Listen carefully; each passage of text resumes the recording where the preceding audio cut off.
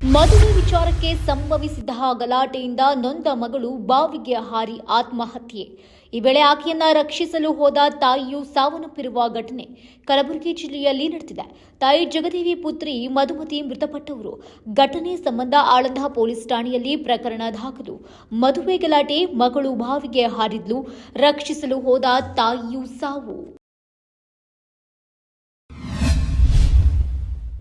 ಅನರ್ಹ ರೇಷನ್ ಕಾರ್ಡ್ಗಳ ರದ್ದು ವಿಚಾರವಾಗಿ ಮಾತನಾಡಿರುವ ಮುನಿಯಪ್ಪ, ಯಾವುದೇ ಅನರ್ಹ ಬಿಪಿಎಲ್ ಕಾರ್ಡ್ಗಳನ್ನು ರದ್ದು ಮಾಡುವುದಿಲ್ಲ, ಆದರೆ ಅಂತಹ ಕಾರ್ಡ್ಗಳನ್ನು ಎಪಿಎಲ್ ಆಗಿ ಕನ್ವರ್ಟ್ ಮಾಡ್ತೀವಿ ಎಂದು ಸ್ಪಷ್ಟನೆ.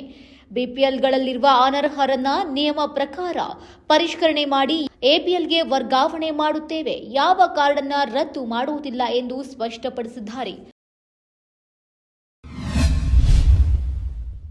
ಜನ್ಮದಿನದ ಹಿನ್ನೆಲೆಯಲ್ಲಿ ಅಮೆರಿಕದ ಅಧ್ಯಕ್ಷ ಡೊನಾಲ್ಡ್ ಟ್ರಂಪ್ ಅವರು ಪ್ರಧಾನಿ ನರೇಂದ್ರ ಮೋದಿ ಅವರಿಗೆ ಕರೆ ಮಾಡಿ ಶುಭಾಶಯ. ಈ ವಿಚಾರವನ್ನು ತಮ್ಮ ಸೋಷಿಯಲ್ ಮೀಡಿಯಾ ಖಾತೆಗಳಲ್ಲಿ ಇಬ್ಬರು ಹಂಚಿಕೊಂಡಿದ್ದಾರೆ. ವ್ಯಾಪಾರ ಸುಂಕಗಳ ಕಾರಣಕ್ಕೆ ಭಾರತದ ವಿರುದ್ಧ ಮುನಿಸಿಕೊಂಡಿದ್ರು ಅಮೆರಿಕದ ಅಧ್ಯಕ್ಷ ಟ್ರಂಪ್. 75ನೇ ಜನ್ಮದಿನದ ಹಿನ್ನೆಲೆಯಲ್ಲಿ ಅವರಿಗೆ ಶುಭಾಶಯ ಸಲ್ಲಿಸುವುದು ಮರೆಯುವುದಿಲ್ಲ. ಡೊನಾಲ್ಡ್ ಟ್ರಂಪ್ ಸ್ಪಷ್ಟನೆ.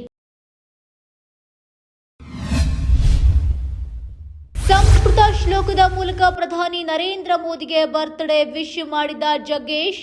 ಮೋದಿ ಅವರ ದೃಢ ನಾಯಕತ್ವ, ಜನಪರ ಆಡಳಿತದಿಂದಲೇ ಇಡೀ ಭಾರತ ಹೊಸ ಯುಗ ಪ್ರವೇಶ ಮಾಡುತ್ತೆ. ಸ್ವಚ್ಛ ಭಾರತ್, ಆತ್ಮನಿರ್ಭರ್ ಭಾರತ್, ಡಿಜಿಟಲ್ ಇಂಡಿಯಾ ಇವೆಲ್ಲ ನಿಮ್ಮ ದೃಷ್ಟಿಕೋನದ ಪ್ರತಿಬಿಂಬವೇ ಸರಿ. ಇವು ಯುವ ಜನತೆಗೆ ಪ್ರೇರಣೆಯ ಮೂಲಕವೇ ಆಗಿವೆ ಎಂದು ಜಗ್ಗೇಶ್ ಹಾರೈಸಿದ್ದಾರೆ. ಸಂಸ್ಕೃತ ಶ್ಲೋಕದ ಮೂಲಕ ಪ್ರಧಾನಿಗೆ ಬರ್ತ್ಡೇ ವಿಶ್ ಮಾಡಿದ ನಟ ಜಗ್ಗೇಶ್.